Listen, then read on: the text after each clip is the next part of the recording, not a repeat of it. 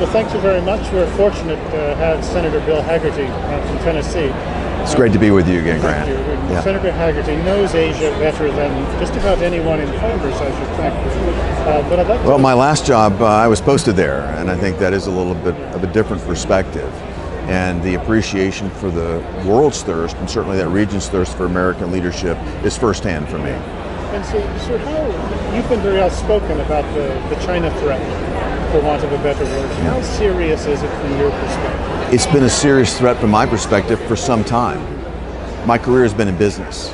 I've seen what happens to business people who have their intellectual property stolen, who try to do business in China only to find out that they have to have a member of the Communist Party as their partner.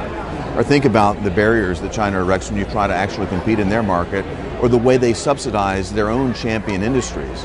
It's impossible as an investor to compete against the balance sheet of China if you find yourself up against one of their strategic industries. So I've appreciated it for years, if not decades, as a business person.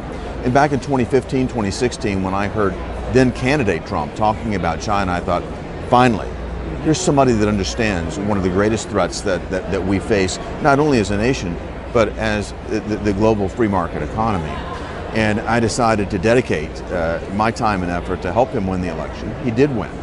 And in deciding where I could make the biggest difference, the greatest contribution, it wasn't to go to China. It was to go to Japan, because that's where we house the largest complement of U.S. military anywhere in the world. It's right there in Japan.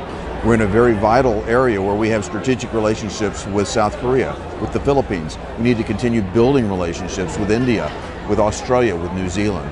I was in a wonderful position to do that, and I worked very hard to accomplish a strengthened relationship while I was there. Yes, sir. And from your position in Japan, I know you had a lot of dealings with South Korea. It was certainly on the radar screen. Yes, certainly. What could you tell our listeners about your perspective of the importance of a South Korea particularly aligned with the United States?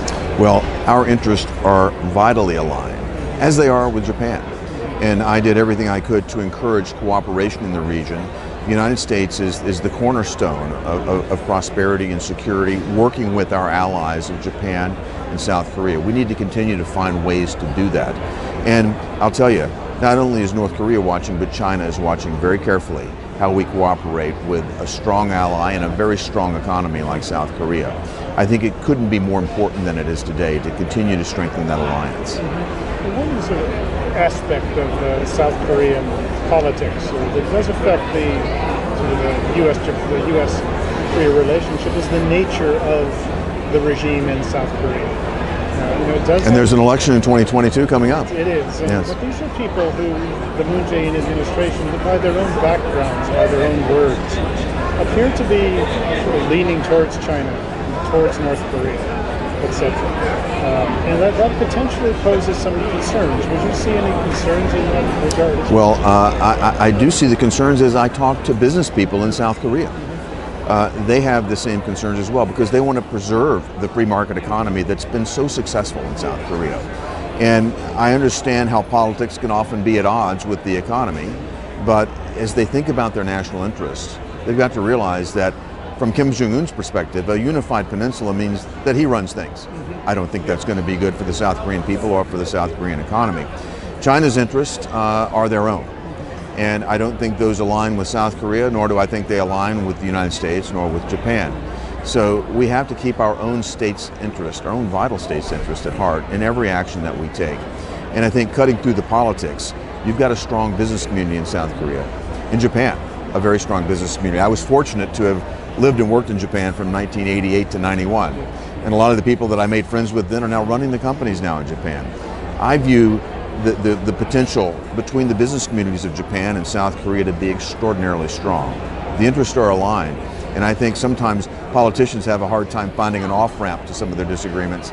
I have, and I will continue to encourage the business community to continue to find ways to strengthen the economic relationship between South Korea, Japan, and the United States as much as possible. What role, sir, do you see the United States playing in trying to improve that relationship between South Korea and Japan? I know it's a tough relationship, but what role could we play? I think it's engagement. We need to continue to engage. I want to see continued military engagement. Joint exercises need to occur. We do that. We are the power in the Pacific. We need to maintain that and continue to engage our allies. Our presence on the Korean Peninsula and in Japan needs to continue. It needs to be strengthened. And there's a great deal of debate and discussion, as you know, over our presence in both countries. I worked very hard as ambassador to make certain that we were great citizens in Japan and net contributors to the communities where we exist, but also to help the Japanese people appreciate the great strength and the great strategic importance of our presence there. Because it is a very bad neighborhood when you think about it. You've got North Korea, Russia, and China at your doorstep. South Korea, same posture. So it's critically important that we continue to work on and strengthen our alliances. I am very pleased with the relationship that we built with India in the Quad and Australia. We need to continue to strengthen that. I think India's strategic interests also align with ours, and I would like to see Korea, South Korea, become more and more engaged in that sort of engagement. Thank you. And one last question, sir. I noticed that you've been very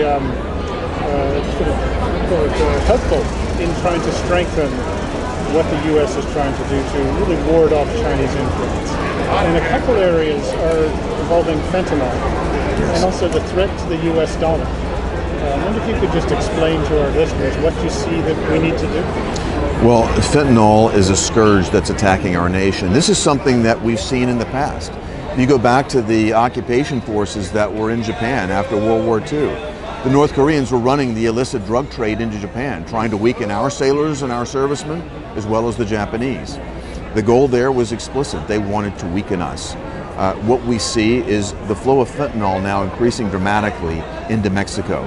I went down and met with, a month before Vice President Biden got to Mexico, I was there. We talked about root causes. They advised me the greatest root cause, the messages coming from the Biden administration encouraging all of this illegal immigration, the destruction of the successful Trump administration policies that have destroyed our border. But the effect of this, the impact of this, that they're seeing a surge of imports of fentanyl and precursors to fentanyl coming into their country in Mexico. Labs are popping up. They're having Chinese technicians come and train Mexican cartel workers on how to make and mix fentanyl. Where is it aimed? United States markets.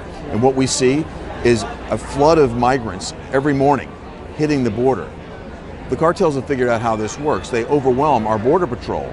And as soon as our border patrol is overwhelmed, they go to another point in the border and ship more and more illegal drugs in. And as I talk to law enforcement agents in Tennessee, whether it's sheriffs, whether it's local police departments, they're telling me they've seen an inordinate increase in overdoses and deaths from fentanyl ever since the border collapsed in late January. We've got to put this to an end. We've got to hold China accountable. And this is having a devastating impact on our families. I warned from the beginning, the collapse of the border in late January, every town in America becomes a border town, and every town is now more vulnerable to the predatory practices of countries like China. Well, I think we're about out of time, sir, but I appreciate you stopping by. Thank you so much for the opportunity. Keep up the good work. We appreciate it, and thanks for your time. Keep pushing the conservative movement in South Korea. I'm so pleased to see the relationship with CPAC. I support this organization. The American Conservative Union does great work around the world, and I've been encouraging to continue to expand our reach because I know that we have like-minded souls all over the planet. Thank you. Great to be with you.